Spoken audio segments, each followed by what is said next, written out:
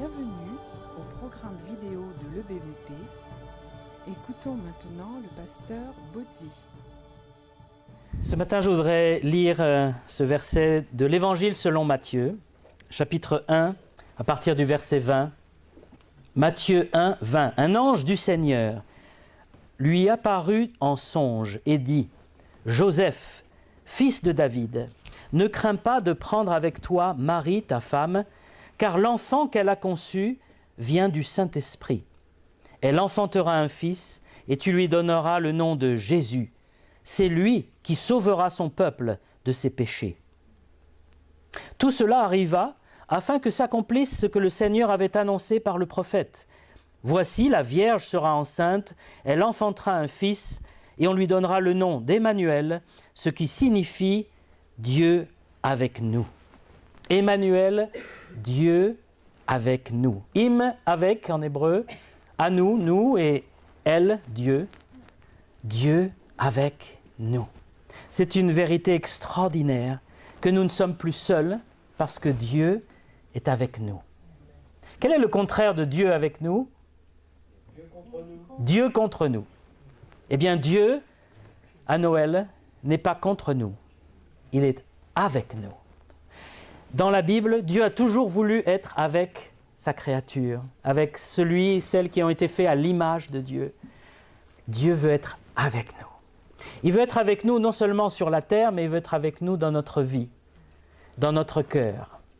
À chaque heure, à chaque minute, il veut être avec nous.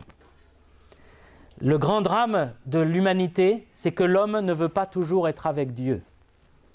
L'homme veut faire sa propre vie indépendamment de son Créateur parce qu'il pense qu'il sera plus libre sans Dieu. Et la constatation qu'on peut faire en regardant le monde qui vit sans Dieu, c'est qu'il n'est pas plus libre.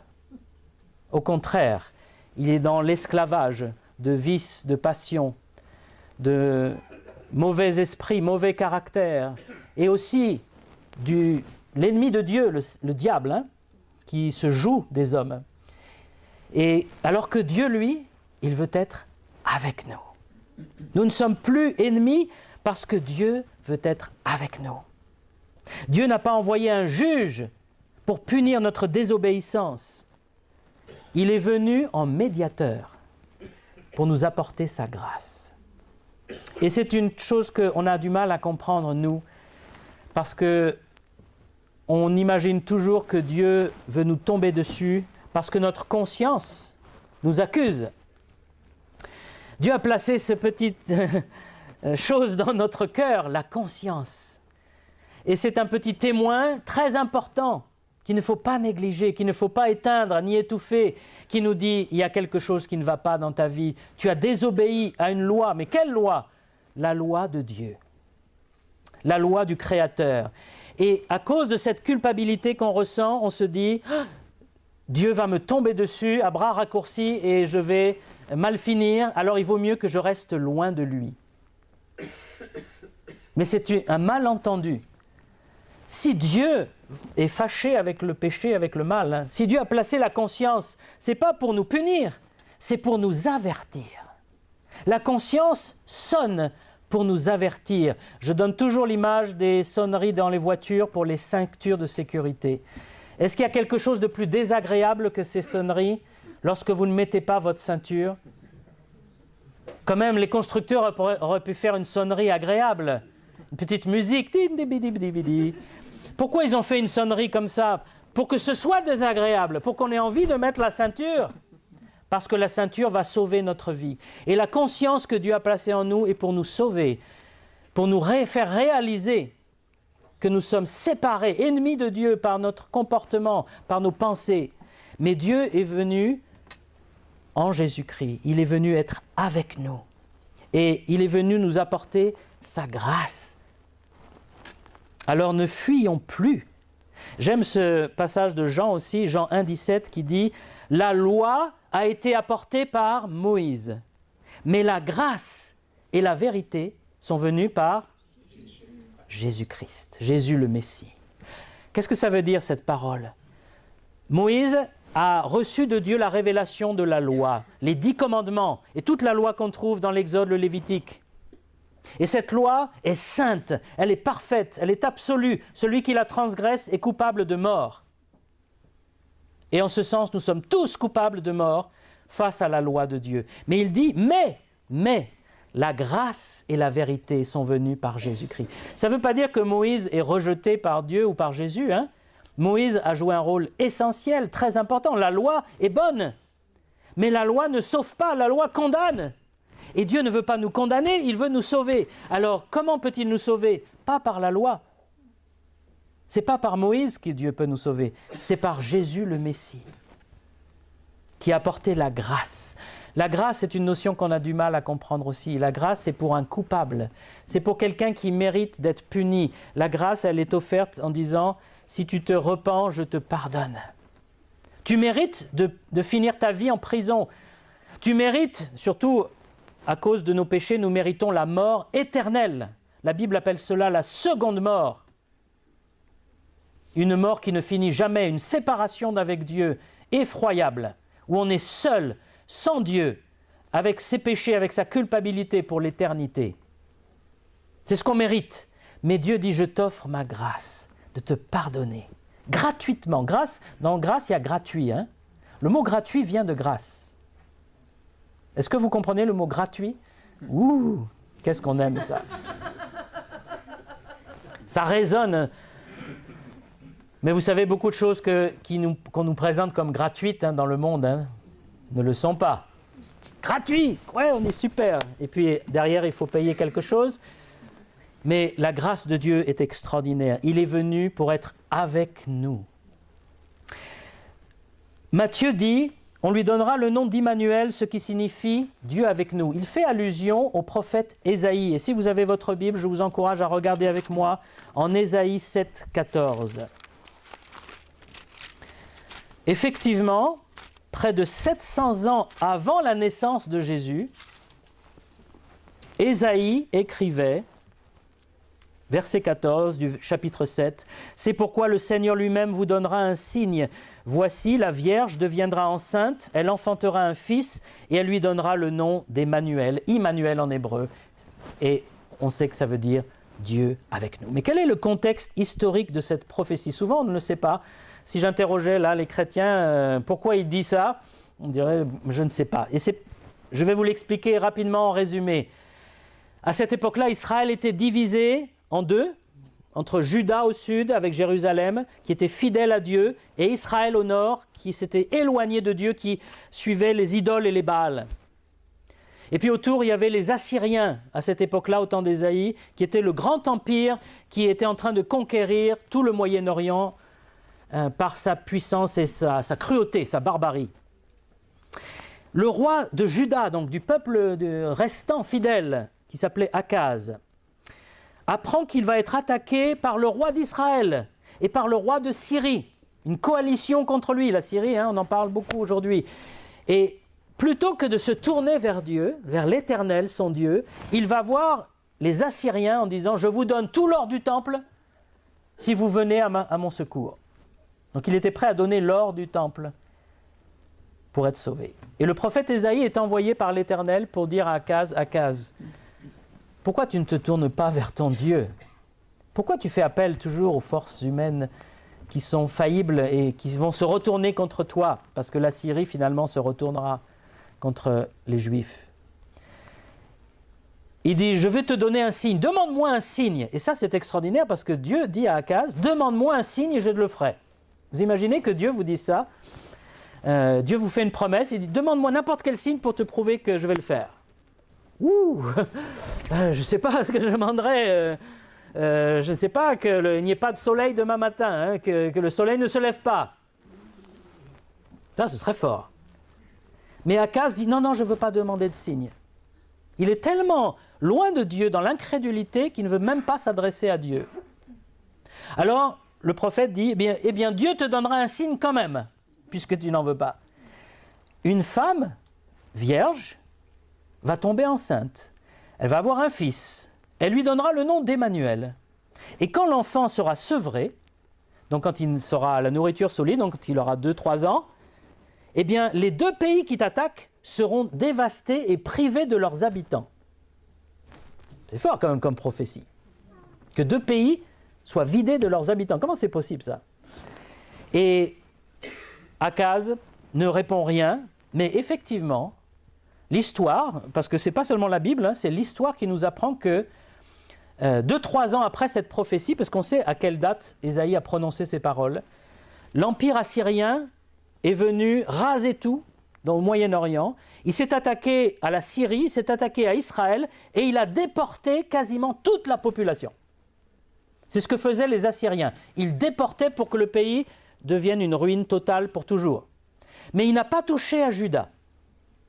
Pas encore. Et donc, Akaz a dû voir ces signes s'accomplir. Il a dû voir cette femme dans son entourage, forcément. C'était quelqu'un près du roi. Cette jeune fille qui est tombée enceinte et lorsque l'enfant est né, elle a dit « Nous allons lui donner le nom d'Emmanuel ». Elle ne savait pas pourquoi elle donnait ce nom, à mon avis. Elle ne savait pas qu'elle faisait partie d'une prophétie. Emmanuel, Dieu avec nous. Quand mes parents m'ont appelé Emmanuel, ils ne savaient pas ce que ça voulait dire. C'est ce qu'ils m'ont appris. Parce que souvent, on cherche l'origine, l'étymologie d'un nom, du prénom. Ouais, ton prénom, ça veut dire, Philippe, ça veut dire qui aime les chevaux. Voilà. Mais ils ont trouvé ça joli à l'époque, dans les années 65. C'était à la mode, un petit peu, Emmanuel. Ils disaient, c'est joli.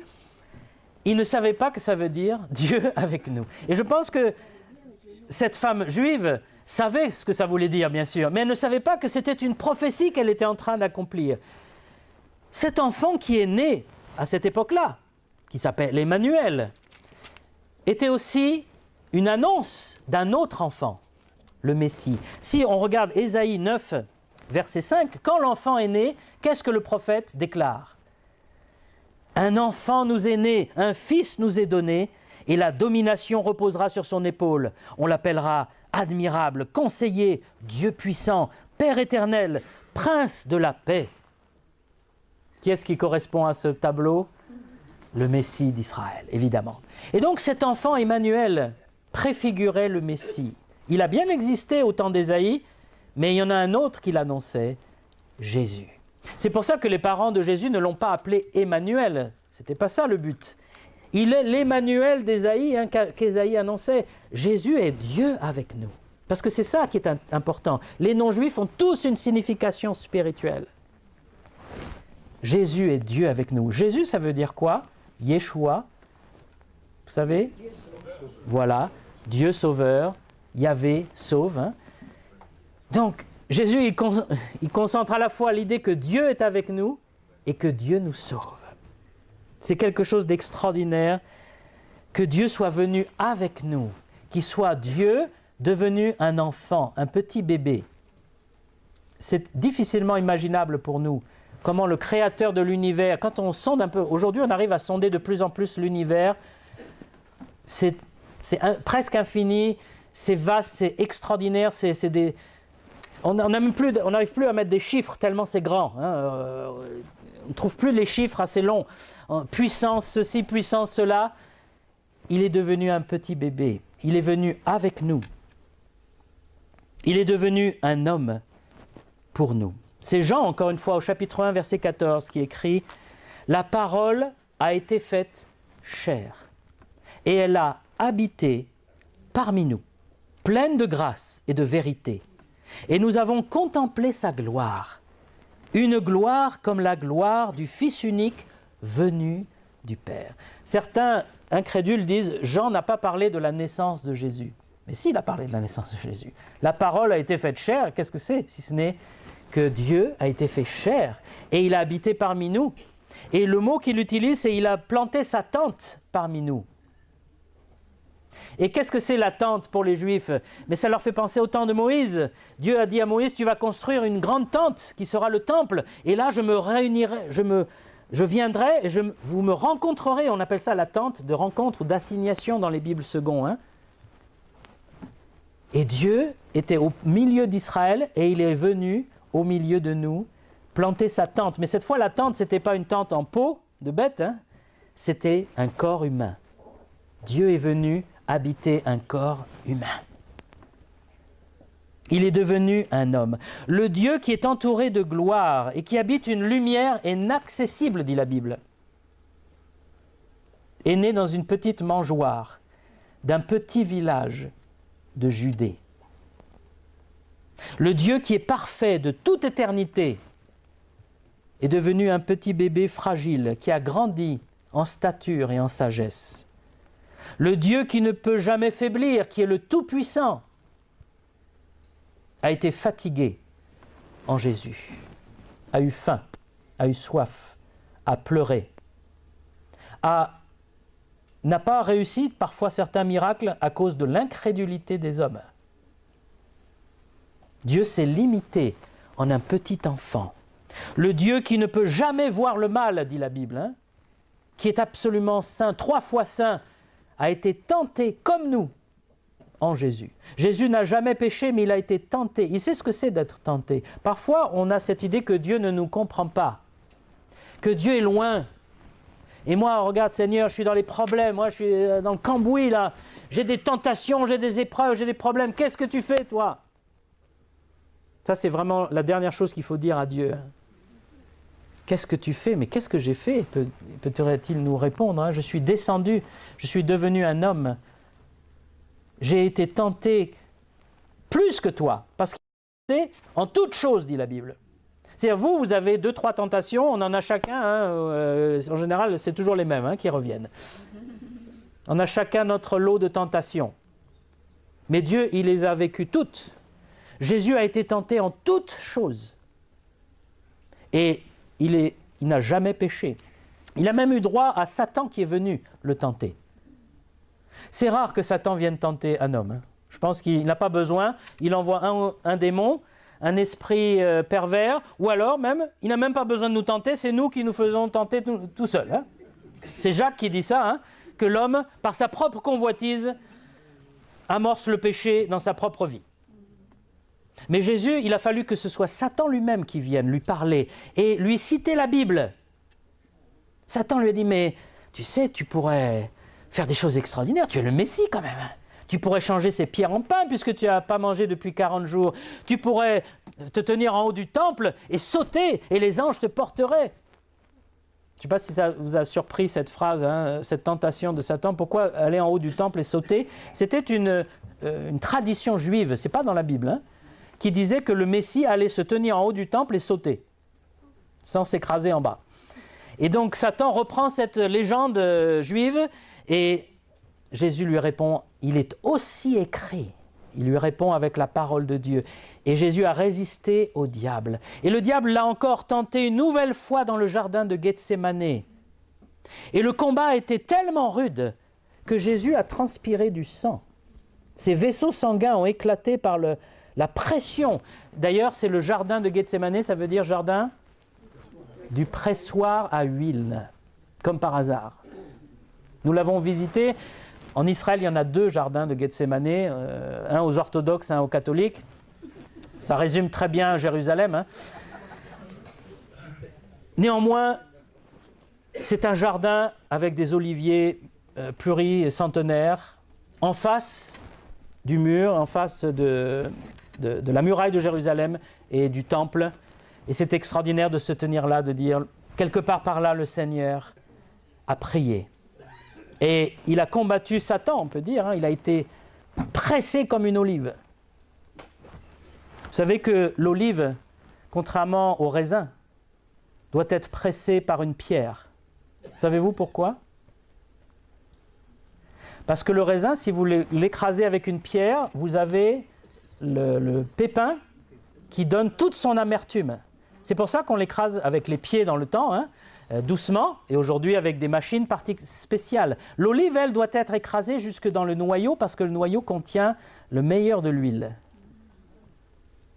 Jésus a été écrasé comme une olive, totalement. Il a fait ça alors que nous avons quelques petites épreuves. Lui, il a vécu tout cela. Il sait ce que c'est d'être éprouvé, d'être oppressé, d'être opprimé. Injustement en plus. Il est le Saint de Dieu.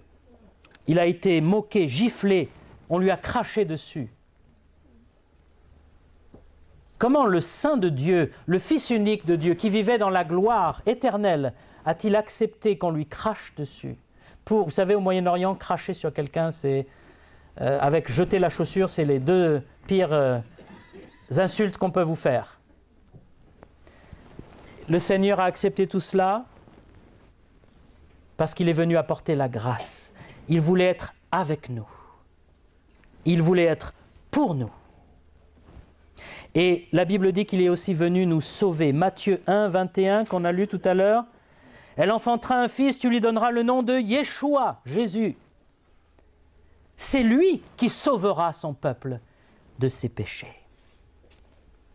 Yeshua, Dieu sauve.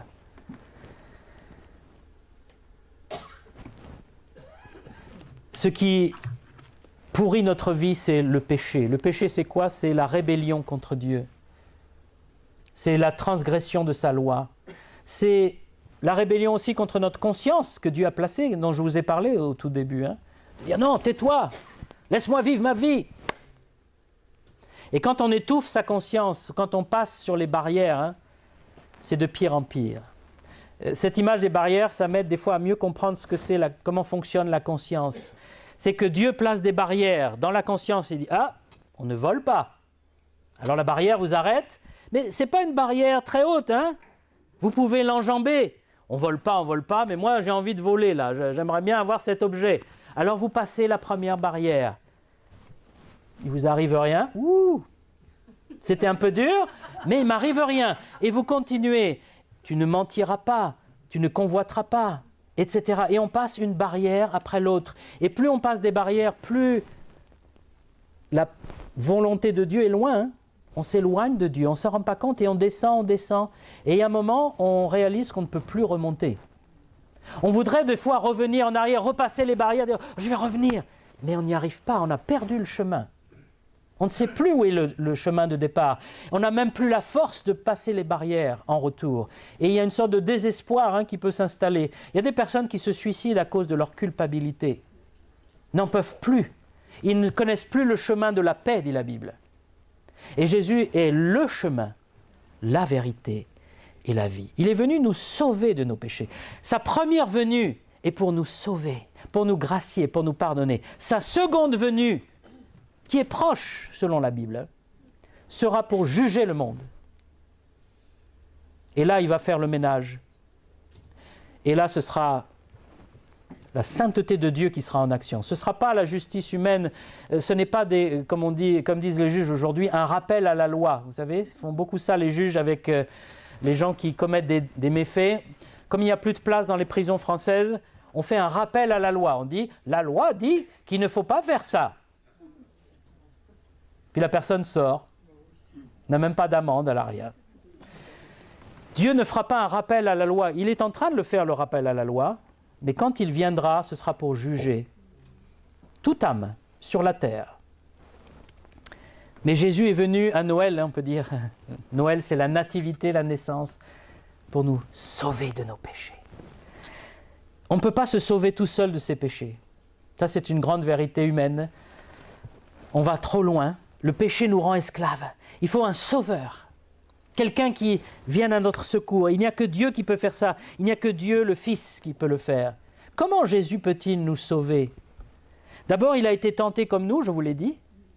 Il sait ce que c'est, le péché, mais il n'a jamais péché. Mais non seulement ça, mais il est allé jusqu'à la croix. On dit on ne peut pas parler de Noël sans parler de la croix. Pourquoi? Parce que c'est un peu son trajet. Son point de départ, c'est la mangeoire de Bethléem. Son point d'arrivée, c'est la croix de Golgotha. C'est là qu'il est arrivé pour nous sauver. Comment quelqu'un peut-il nous sauver sur une croix? C'est que sur cette croix, il s'est passé quelque chose d'extraordinaire.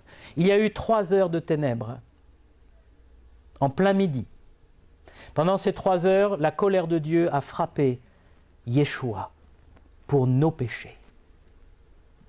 Lui, le saint, le juste, qui a été tenté, qui n'a jamais péché, il a pris sur lui nos fautes et il a été frappé.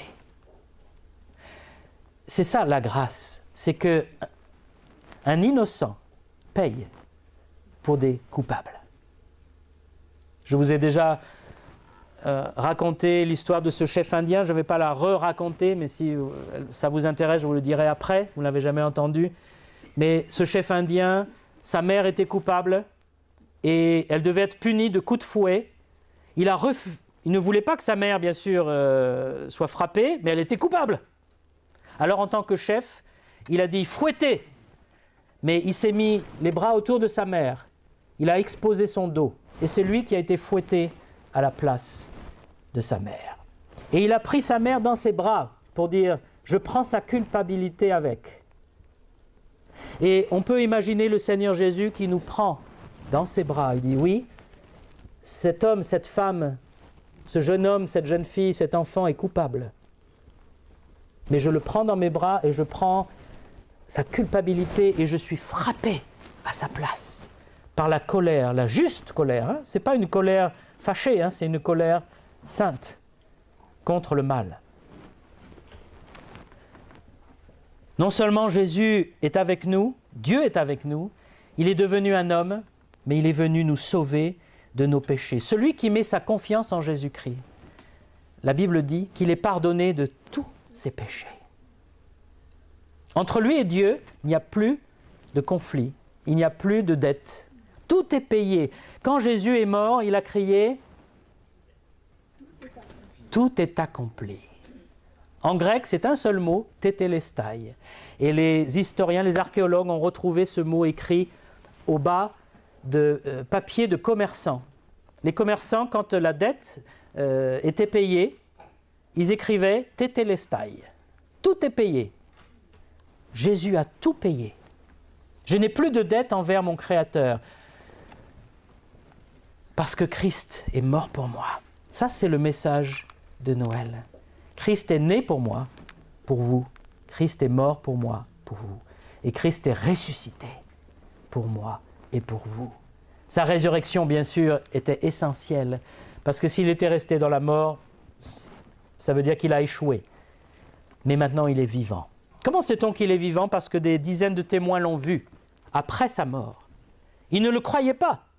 Thomas, le plus connu, hein, j'aime les Français qui disent « Ah, moi, je suis comme saint Thomas ». Qu'est-ce qu'il faut répondre quand quelqu'un vous dit ça? Mais il faut dire « Mais c'est bien, mais tu as raison ».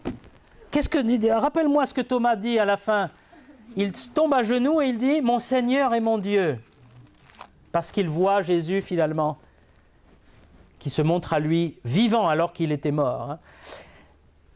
Thomas est un exemple parmi d'autres dans les évangiles que les disciples n'attendaient pas la résurrection. Les disciples d'Emmaüs, en Luc, ils sont là, ils marchent, c'est un homme et une femme, ils sont tristes, et puis Jésus les rejoint, pouf, comme ça il arrive, il dit « Mais pourquoi êtes-vous si tristes ?»« Ah, ben, c'est à cause de Jésus, on pensait que c'était le Messie, puis voilà, il a été crucifié, c'est fini. » Ils ont perdu tout espoir. Il n'y en a aucun qui est là en disant « Hé, vous vous rappelez ce qu'il a dit? Il a dit qu'il allait ressusciter. » Personne ne dit ça.